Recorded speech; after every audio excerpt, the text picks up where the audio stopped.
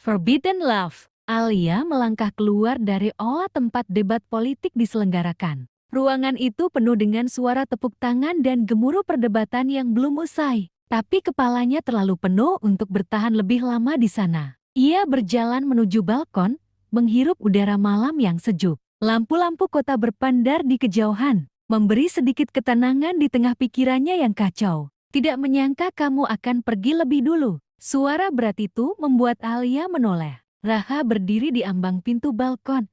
Jasnya sedikit kusut, tapi sikapnya tetap tenang seperti biasa. Senyum kecil di bibirnya menandakan ia masih menikmati sisa perdebatan tadi. Alia menoleh kembali ke pemandangan kota. Aku hanya butuh udara segar. Atau mungkin kamu butuh menjauh dari semua pertanyaan yang diajukan tadi? Raha berjalan mendekat, menyandarkan tubuhnya pada pagar balkon. Alia menatapnya sekilas. Aku tidak lari dari pertanyaan. Aku hanya tidak suka ketika politik selalu mengarah pada permainan kotor. Raha terkekeh. Lalu, kenapa kamu tetap bertahan di dalamnya? Alia terdiam. Ia tidak punya jawaban sederhana untuk itu. Ia lahir dari keluarga politikus, dididik untuk memahami strategi, untuk berdebat, untuk menang. Tapi di balik semua itu, ada momen-momen di mana ia merasa terkekang. Seperti boneka yang harus memainkan peran tertentu. Karena aku tidak ingin menyerahkan panggung ini pada orang-orang yang hanya tahu cara menghancurkan.